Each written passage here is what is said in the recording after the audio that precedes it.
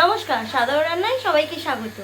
আজকে আমি তোমাদের সাথে একটা নিরামিষ রেসিপি শেয়ার করতে চলেছি। আজকে তোমাদের সাথে শেয়ার করব হচ্ছে কচুর শাক। নিরামিষভাবে কচুর শাক। ইলিশ মাছের মাথা দিয়ে অনেকেই কচুর শাক খেয়েছো, আর কচুর শাকটা অনেকেরই প্রিয় ইলিশ মাছের মাথা দিয়ে। আমি আজকে নিরামিষভাবে ছোলা দিয়ে করব। প্রথম থেকে শেষ অবধি পুরো ভিডিওটা দেখো, স্কিপ করে চলে যেও না। আমি এখন গ্যাসটাকে জ্বালিয়ে দেবো।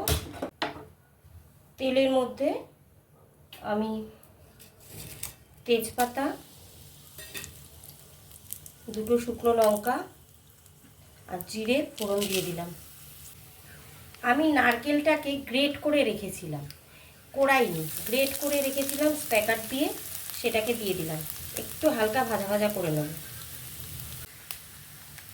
এবার আমি এতে আদা বাটা, জিরের গুঁড়ো, হলুদ গুঁড়ো, স্বাদ মতো নুন আর কটা চেরা কাঁচা লঙ্কা